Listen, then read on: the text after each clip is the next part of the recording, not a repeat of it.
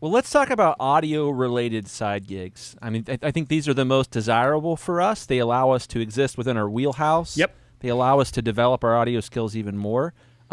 In some ways, they're better than a non-audio related gig, but it depends on the non-audio related side gig because you might develop character traits that might be literally make or break it for you in the long run growing your audio career. What do you mean by that? Well, I mean, if I had worked for Cutco, when I was producing for a living, I would have been so much better at producing for two reasons. I would have known how to talk to people, and I would have known how to get more customers.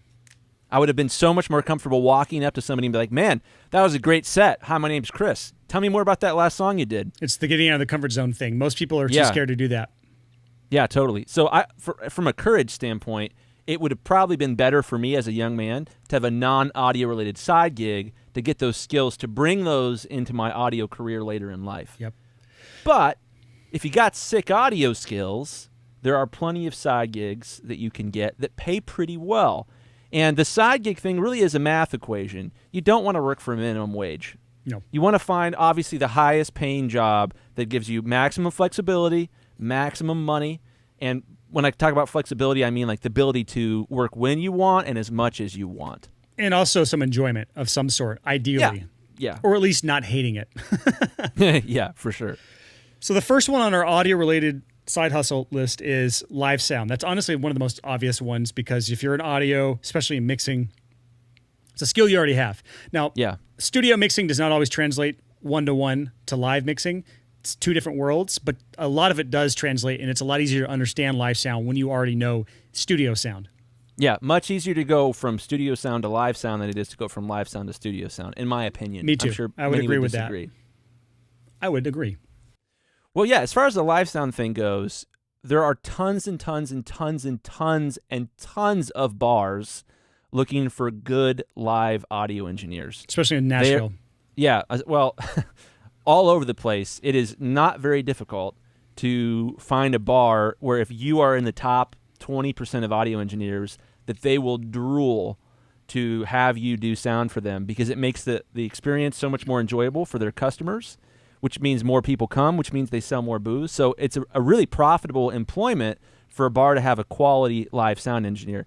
And I tell you, when I first got, this is right when I first got into recording, I was a live sound engineer at a coffee shop called Donkey Coffee in Athens, Ohio.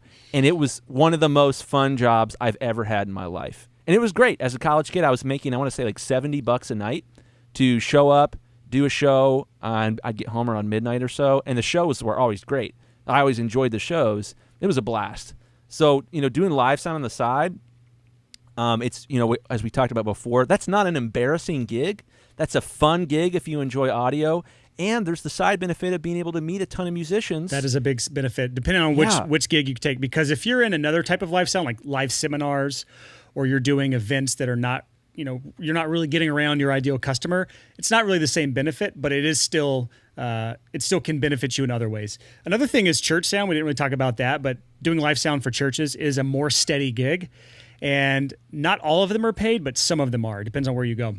Yeah. Well, and on this conversation that we mentioned on the Facebook community, there was a guy named Victor who said that he had been doing a lot of freelance corporate AV, and he said something that was fascinating. He said, Victor, I'm not going to try to pronounce your last name here, because I'm sure I'll ruin it and be embarrassed, and that's my greatest fear in life. But Victor said, doing freelance corporate AV is awesome. I also happen to meet many clients by befriending the lighting and video people. That is super interesting. So Victor does these live sound events for corporate audio. He meets the lighting guys who do tons of other events for normal bands, and that becomes a relationship that he can then leverage into more clients in the future. Super interesting. Good call, Victor.